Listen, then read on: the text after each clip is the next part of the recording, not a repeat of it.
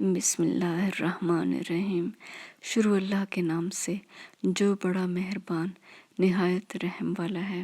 دوستو، اب تک ہم نے سورہ بقرہ کی آیت نمبر 3 میں مومن کی 3 نشانیاں وضاحت کے ساتھ بیان کرنے کے لیے 11 پارٹ بنا چکے ہیں، جس میں مومن کی پہلی نشانی غیب پر ایمان لانا ہے، پھر دوسری نشانی نماز قائم کرتے ہیں کی وضاحت کے لیے عبادت کیا ہے، رہبانیت کیا ہے، نماز کیا ہے، اسلام میں نماز کا کیا مرتبہ ہے، نماز کی حقیقت کیا ہے، نماز کا روحانی مقصد کیا ہے، نماز کی شرائط اور آداب کیا ہیں، نماز کے ارکان کیا ہیں، قرآن سے ثابت کیا نماز کی حقیقت اور حدیث، اس کو جاننے کی ہم نے کوشش کی ہے۔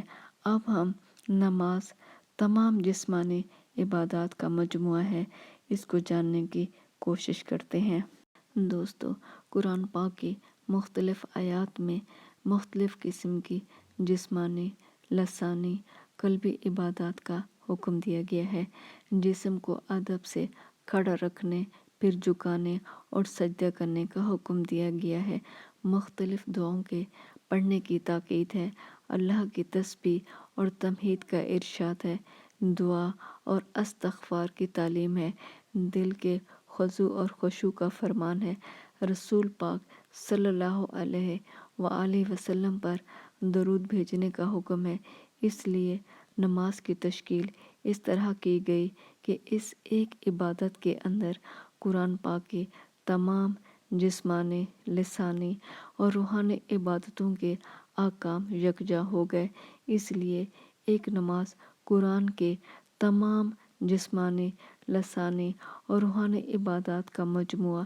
دوسرے لفظوں میں یوں کہہ سکتے ہیں کہ قرآن پاک میں مسلمانوں کو قیام، رکوع، سجود، تسبیح و تحلیل، تکبیر، قرأت قرآن، ذکر الہی اور درود پڑھنے کے جو احکام عطا کیے گئے ہیں، ان کی مجموعی تعمیل کا نام نماز ہے، جس میں یہ تمام منفرد احکام مجموعی حیثیت سے انجام پاتے ہیں۔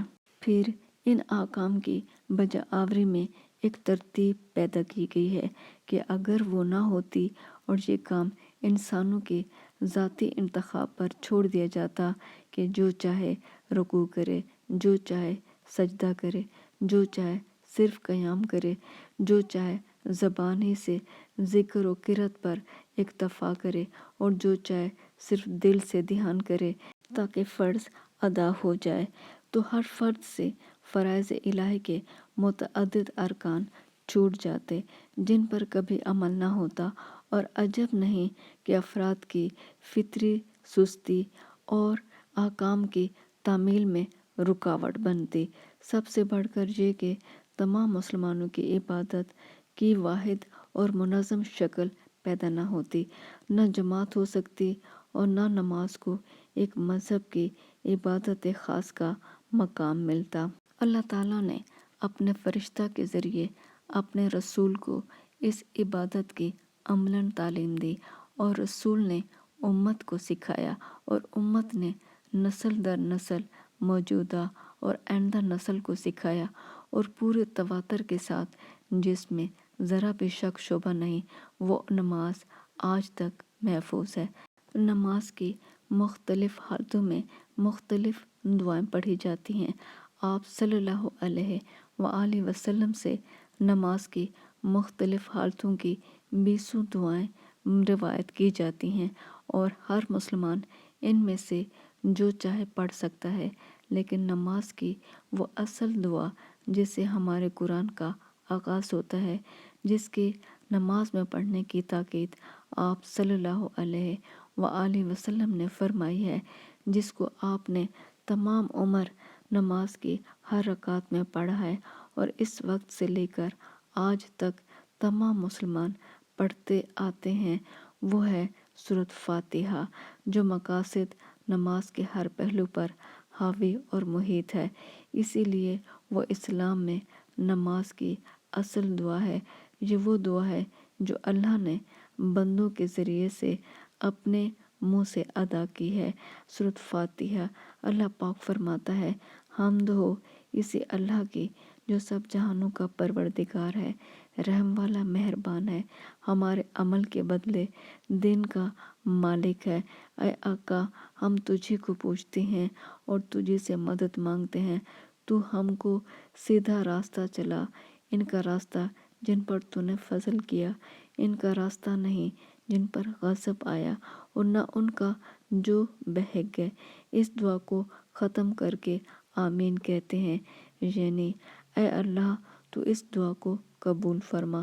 یہ وہ دعا ہے جس کو ہر مسلمان ہر نماز میں دہراتا ہے۔ اس کو پڑھے بغیر نماز ادھوری رہتی ہے، اور یہ دعا اسلام کی تمام تعلیمات کا خلاصہ ہے۔ اس دعا میں روز جزا کے مالک کا خیال ہم کو اپنے اپنے اعمال کی ذمہ داری اور مواخذہ سے باخبر رکھتا ہے۔ ہم تجھی کو پوچھتے ہیں کہہ کر ہم اپنے دل کی زمین سے ہر قسم کے شرک کو ختم کر دیتے ہیں۔ ہم تجھی سے مدد مانگتے ہیں کہہ کر ہم تمام دنیاوی سہاروں اور بھروسوں کو ناچیز سمجھتے ہیں، اور صرف اللہ کی طاقت کا سہارا ڈھونڈتے اور سب سے بے نیاز ہو کر اسی ایک کے نیاز مند بن جاتے ہیں۔ سب سے آخر میں ہم اس سے سیدھی راہ پر چلنے کی توفیق چاہتے ہیں۔ یہ سیدھی راہ صراط مستقیم کیا ہے؟ اس کی شریعت کے احکام کیا ہیں؟ صراط مستقیم کے بارے میں سورۃ انعام میں اللہ پاک واضح طور پر بیان فرماتا ہے، کہہ دے اے پیغمبر صلی اللہ علیہ وآلہ وسلم، آؤ میں تم کو پڑھ کر سناؤں جو تمہارے رب نے تم پر حرام کیا ہے، یہ کہ اس کے ساتھ شرک نہ کرو، ماں باپ کے ساتھ نیکی کرو، غربت کے سبب اپنی اولاد کو قتل مت کرو، ہم تم کو اور ان کو روزی دیتے ہیں، بے حیائی کی باتوں کے نزدیک نہ جاؤ، خواہ وہ ظاہر میں فحش ہوں یا باطن میں۔ جس جان کو اللہ نے محترم کیا ہے اس کو مت مارو، لیکن انصاف کے ساتھ۔ یہ وہ باتیں ہیں جن کا حکم اللہ نے تم کو دیا ہے شاید کہ تم سمجھو، اور یتیم کے مال کے پاس مت جاؤ، لیکن اچھی نیت سے، یہاں تک کہ وہ اپنی قوت کو پہنچ جائیں، اور ناپ اور تول کو انصاف کے ساتھ پورا رکھو۔ ہم کسی کو اس کی طاقت سے زیادہ کا حکم نہیں دیتے۔ جب تم بات بولو تو انصاف کی، گو وہ تمہارا عزیز ہی کیوں نہ ہو، اور اللہ کے عہد کو پورا کرو۔ یہ وہ باتیں ہیں جن کا اللہ تم کو حکم دیتا ہے تاکہ تم نصیحت پکڑو، اور بے شبہ یہی ہے میرا سیدھا راستہ صراط مستقیم، تو تم اسی کی پیروی کرو۔ ان آیات نے واضح کر دیا کہ وہی محمدی صلی اللہ علیہ وآلہ وسلم کی اصطلاح میں صراط مستقیم کیا ہے، یعنی شرک نہ کرنا، ماں باپ کے ساتھ نیک سلوک، اولاد کے ساتھ اچھا برتاؤ، ظاہری اور باطنی ہر قسم کی برائیوں سے بچنا، معصوم اور بے گناہ جانوں کی عزت کرنا، ناحق قتل نہ کرنا، یتیم کے ساتھ احسان، ناپ تول میں ایمانداری، بلا رعایت سچ بولنا، عہد کو پورا کرنا۔ یہ وہ صفات عالیہ ہیں جن کو صراط مستقیم کی مختصر سی ترکیب توصیفی میں ہم اللہ سے روزانہ مانگتے ہیں، جو اخلاق کا جوہر اور نیکی کی روح ہے۔ یہی وہ صفات حسنہ ہیں جن کے اللہ کے وہ خاص بندے متصف تھے، اور جن پر اس کا فضل اور انعام ہوا۔ یہ خاص بندے کون ہیں؟ قرآن پاک نے اس کی تشریح بھی خود کر دی ہے۔ سورۃ نساء میں اللہ پاک فرماتا ہے، اور جو اللہ اور رسول کے حکم پر چلتے ہیں تو وہ ان لوگوں کے ساتھ ہیں جن پر اللہ کا فضل اور انعام ہوا، یعنی نبی، صدیق، شہید اور صالح لوگ۔ ان کی رفاقت کیسی اچھی ہے۔ اس بنا پر ہر نمازی جس صراط مستقیم اور راہ راست کے لیے دعا کرتا ہے، وہ نیکی کی وہ شاہراہ ہے جس پر اللہ کے تمام نیک بندے، انبیاء، صدیق، شہداء، صالح، عالی قدر مراتب والے چل چکے ہیں۔ سیدھے راستہ سے ہٹنا دو طرح سے ہوتا ہے، ایک زیادتی کے سبب اور دوسرا کمی کے سبب۔ خدا کی شریعت میں ہم اپنی طرف سے بدعتوں کا اضافہ کرتے ہیں، یہ گمراہی ہے۔ اور تفریط یعنی کمی یہ ہے کہ اللہ کے احکام پر عمل چھوڑ دیں، اس سے اللہ کا غضب قوم پر نازل ہوتا ہے اور ہر قسم کا انعام چھن جاتا ہے۔ پہلی صورت کی مثال نصارہ ہیں یعنی عیسائی ہیں، جنہوں نے دین میں اپنی طرف سے ہزاروں باتیں اضافہ کر دیں، اور دوسری طرف یہود ہیں جنہوں نے احکام الہی کو پس پش ڈال دیا اور اس میں کمی کر دی، ہر قسم کے انعام و اکرام سے محروم ہو گئے۔ مسلمانوں کی دعا یہ ہے، الہی ہم کو ان دونوں غلط راستوں سے بچانا اور اعتدال کی شرح پر قائم رکھنا۔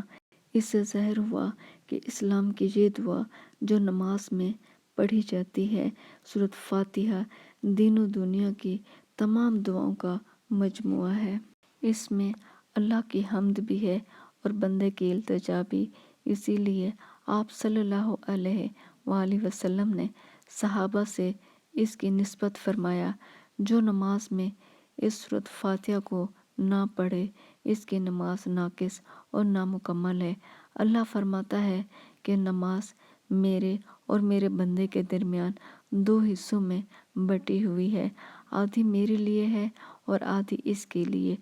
بندہ جب الحمدللہ رب العالمین کہتا ہے تو اللہ فرماتا ہے میرے بندہ نے میری تعریف کی۔ پھر جب الرحمن الرحیم کہتا ہے تو اللہ فرماتا ہے میرے بندہ نے میری تعریف کی۔ پھر وہ کہتا ہے مالک یوم الدین، یعنی نیک بد کے جزا کے دن کا مالک، تو اللہ فرماتا ہے میرے بندہ نے میری بڑائی ظاہر کی۔ اتنا میرا حصہ ہے اور میرے بندہ کے درمیان مشترک یہ ہے کہ ایاک نعبد و ایاک نستعین، اور اس کے بعد آخر تک ہم کو صراط مستقیم دکھا۔ میرے بندہ کی دعا ہے اور میرے بندہ نے جو مانگا وہ اس کو ملا۔ اس حدیث قدسی کے آئینہ میں اسلامی نماز کی اس دعا کا جو دلکش اور دل فریب نظارہ نظر آتا ہے، وہ روح میں نشاط اور دل میں سرور پیدا کرتا ہے۔ یہ وہ کیفیت ہے جس کا ایک دھندلا سا تصور ایک عیسائی یورپین فاضل A.G. وینسنگ کو بھی، جس نے انسائکلوپیڈیا آف اسلام میں اسلامی نماز پر ایک معلوماتی مضمون لکھا، تھوڑی دیر کے لیے ہو جاتا ہے۔ وہ لکھتا ہے اسلام کے روح سے نماز حضور قلب کے ساتھ ادا ہونا چاہیے۔ ایک دفعہ محمد صلی اللہ علیہ وآلہ وسلم نے ایک نقش و نگار والے کپڑے کو اس لیے اتار دیا کہ اس سے نماز میں توجہ ہٹتی ہے۔ یہ واقعہ کہ نماز صرف ظاہری رسوم ادا کرنے کا نام نہیں، بلکہ اس میں دلی خضوع اور خشوع کی بھی ضرورت ہے۔ اس حدیث سے ثابت ہوتا ہے کہ جس میں محمد صلی اللہ علیہ وآلہ وسلم نے فرمایا کہ مجھے تمہاری دنیا کی دو چیزیں پسند ہیں، خوشبو اور عورت، اور میری آنکھوں کی ٹھنڈک نماز ہے۔ محمد صلی اللہ علیہ وآلہ وسلم پر نمازوں میں گریہ طاری ہو جانا بھی بعض اوقات منقول ہے۔ نماز کی ایک سب سے اعلیٰ خصوصیت وہ ہے جس کو ہم ان دو حدیثوں میں پاتے ہیں، جن میں بیان ہے کہ نماز اللہ سے سرگوشی اور مکالمہ ہے، اور اس کی تشریح ہم اس حدیث سے بھی ملتی ہے کہ سورۃ الحمد میرے اور میرے بندہ کے درمیان بٹی ہوئی ہے۔